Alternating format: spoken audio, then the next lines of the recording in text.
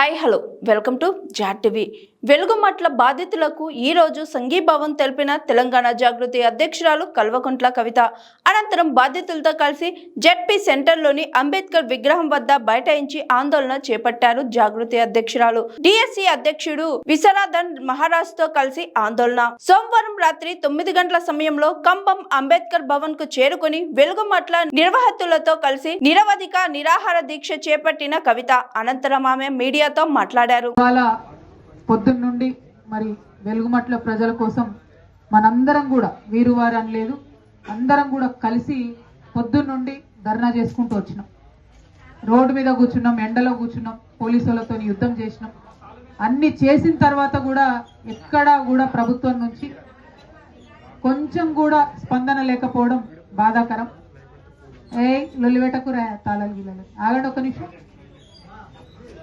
ఆగండి, మాట్లాడికండి. ఎవరు ఎందుకంటున్నామంటే అసలు అక్కడ ధర్నా చేస్తుంటే ప్రతి ఒక్కరు, పత్రికా మిత్రుల దగ్గర నుంచి ప్రతి ఒక్కరు అసలు ఖమ్మం చరిత్రలో ఇటువంటి ధర్నా జరగలేదు ఖమ్మం పట్టణంలో అని చెప్పడం నిజంగా కూడా వెలుగుమట్ల ఆడబిడ్డలకు, వెలుగుమట్ల బిడ్డలందరికీ కూడా ఈ యొక్క ధర్నా దాని యొక్క విజయ చైతన్యం అంతా కూడా అంకితం చేస్తున్నాను, తెలియజేస్తున్నా. ఎందుకంటే ఇవాళ మీ వెలుగుమట్ల కోసం చేసే పోరాటం రేపు తెలంగాణ వ్యాప్తంగా వెలుగుల్ని నింపుతుందని కూడా నేను మనస్ఫూర్తిగా భావిస్తా ఉన్నా. ఇవాళ ప్రతి చోట ఏదో ఒక రకంగా పేదవాళ్ళకి అన్యాయం జరుగుతుంది. అది హైదరాబాద్ లో హైడ్రా పేరుతో కావచ్చు, నాగర్ కర్నూలులో ఒక చిన్న పాప చనిపోతే కనీసం మాట్లాడలేనటువంటి ప్రభుత్వం కావచ్చు, కొడంగల్లో గిరిజనుల మీద దాడి జరగడం కావచ్చు, ఇదే ఖమ్మంలో పోడు పట్టాల కోసం ఆడబిడ్డలు పోతే వారిని ఘోరాతి ఘోరంగా కొట్టడం కావచ్చు. 1, 2 అని కాదు, అది బడుగు బలహీన వర్గాల బిడ్డల మీద దారుణంగా గత 2.5 సంవత్సరాల నుంచి పాశవికంగా దాడి జరుగుతూ ఉన్నది. కానీ వాటన్నిటిని కూడా అందరూ పోవడం రావడం టూరిస్టులా చూడడం తప్పితే పరిష్కారం కోసం ఎవరు ప్రయత్నం చేయలే. అందుకే వెలుగుమట్ల విషయానికి వస్తే నేను ఒకటే నిర్ణయం తీసుకున్నా, వెళ్ళినామంటే పరిష్కారం అయ్యేదాకా అక్కడే ఉండాలి. అందుకోసమే ఇక్కడికి వచ్చినాం. అందుకోసమే పొద్దున్న నుండి మనం ధర్నా చేసిన తర్వాత ఏమన్నా స్పందన వస్తుందేమో, కలెక్టర్ గారు వచ్చిపోతారేమో. ఎందుకంటే ఎంత దారుణంగా ఉంది ఇక్కడ కండిషన్. ఎందుకు ఉంచిన మనని ఇక్కడ తీసుకొచ్చి మన ఇండ్లకి వెళ్ళి బయటికి గుంజుకొచ్చి ఇక్కడ వేసిన తర్వాత కనీసం రావాలి కదా అని అడిగితే దాని మీద డిస్కషన్ లేదు. సరే, రోడ్డు మీద మీరు ధర్నా చేస్తున్నారు, డిస్టర్బెన్స్ అవుతుంది, మొత్తం అంతా ట్రాఫిక్ ఆగిపోయింది, పక్కన హాస్పిటల్ ఉన్నాయని పోలీసు వాళ్ళు చెప్పింది. అందుకే ఏమన్నామంటే ఇదే అంబేద్కర్ భవనంలో కూర్చుంటాం. ఎక్కడైతే బాధితులను తీసుకొచ్చి ప్రభుత్వం పెట్టిందో ఇక్కడనే కూర్చుంటాం. ఇది రోడ్డుకి ఇవతల ఉంది, ఎవరికి డిస్టర్బెన్స్ ఉండదు, ట్రాఫిక్ ప్రాబ్లం ఉండదు. ఒకటే ఒక విషయం, నేను విశారద నాన్న ఇద్దరం కూడా నిరాహార దీక్ష చేసుకుంటూ కూర్చుంటాం ఇక్కడ. ఎన్ని రోజులైనా కానీ ప్రభుత్వం దిగి రావాలి. ఎక్కడైతే మన పేదవాడి ఇంటి మీద బుల్డోజర్ నడిచిందో అక్కడనే బిల్డింగ్ కట్టియాలి. అదొకటే, వేరే ఏమీ లేదు, ఇంకొక ఆలోచన లేదు, ఇంకొక డిమాండ్ లేదు. దీనికోసమే ఇక్కడ ఇవాళ మనం పట్టుబట్టి కూర్చున్నాం. ఎందుకంటే పట్టుబట్టి పిడికిలు బిగించి ముందుకు నడవకపోతే సమస్యలు పరిష్కారం అయ్యే పరిస్థితి లేదు. ఇవాళ మా తమ్ముడు ప్రవీణ్ మాట్లాడుకుంటూ చెప్పిండు, ఇవాళ పాలన ఎవరు నడుస్తుంది అంటే యనుమల గజనీ రెడ్డి గారి పాలన నడుస్తుంది. అన్ని మర్చిపోయినా ప్రజాపాలన అన్నాడు. ఎక్కడుంది ప్రజాపాలన?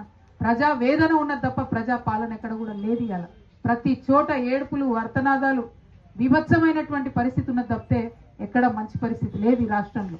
కాబట్టి రాష్ట్రంలో అనేక సమస్యలకు ఒక రే ఆఫ్ హోప్ గా, ఒక ఆశా కిరణంగా ఈ వెలుగుమట్ల పోరాటం నిలవాలని చెప్పి అందుకనే ఇక్కడ నిరాహార దీక్ష తలపెట్టడం జరిగింది. మరి నిరాహార దీక్ష ఇందాక విశారదన్ గారు చెప్పినట్టు మరొక సంయుక్త పోరాట విధానం. ఇది రాబోయే రోజుల్లో తెలంగాణలో పెద్ద ఎత్తున పోవాలి. ప్రజల కోసం పనిచేసి అందరం కూడా కలిసి పనిచేయాలి. ప్రజల హక్కులు కాలరాయబడుతున్నప్పుడు ఎవరికి వాళ్ళం విడిపోయి అందరం వదిలేసి గాలికి ప్రజల్ని చూస్తూ ఊరుకోవడం కరెక్ట్ కాదు. భేషజాలు పక్కకు పెట్టుకోవాలి, ఎజెండాలు పక్కకు పెట్టుకోవాలి, అందరం కలిసి పనిచేయాలి. అట్లా కలిసి పనిచేసే క్రమంలోనే ఇవాళ జాగృతి కావచ్చు, ధర్మ సమాజ్ పార్టీ కావచ్చు, ఎస్సీ ఎస్టీ బీసీ జేఏసీ కావచ్చు, అందరం కలిపి ఇవాళ ఈ ఉద్యమం చేస్తా ఉన్నాం. మరి కలిసి కట్టుగా అందరం పిడికిలెత్తి పనిచేసినప్పుడు ఖచ్చితంగా మంచి ఫలితం వస్తుందని నేను బలంగా నమ్ముతా ఉన్నా. మరి 5 వేళ్ళు విడిగా ఉన్నప్పుడు శక్తి ఉండదు, అన్ని వేళ్ళు బిగుసుకుంటే పిడికిలు అవుతుంది.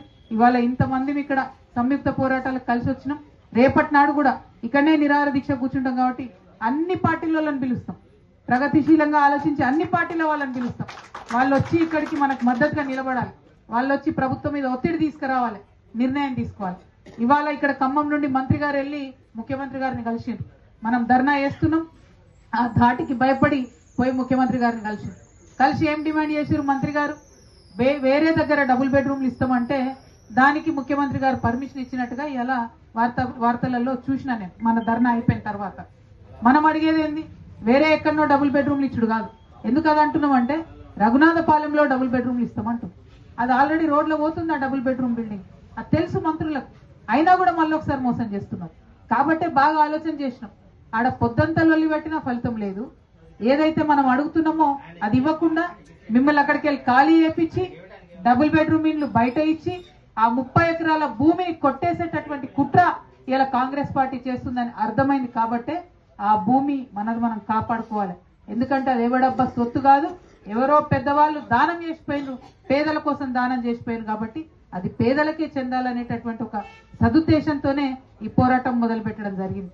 మరి పొద్దున మనం అనుకున్నాం గట్టిగా ఉండాలి, బలంగా ఉండాలి, ఐక్యంగా ఉండాలి, కొట్లాడాలి, ఊటికిట్లు వచ్చి అట్లా పోడు కాదని. అందుకే ఇక్కడ మీ దగ్గరికే వచ్చి ఉన్నాం, ఇక్కడనే ఉన్నాం, మీతోనే ఉంటాం, ప్రభుత్వం దిగి వచ్చే వరకు కూడా ఇక్కడే ఉంటామని తెలియజేస్తూ మరి నిరాహార దీక్ష అనేటటువంటిది మన గాంధీ తాత చూపించిపోయిన తొవ్వ, అది ఇయాలది కాదు.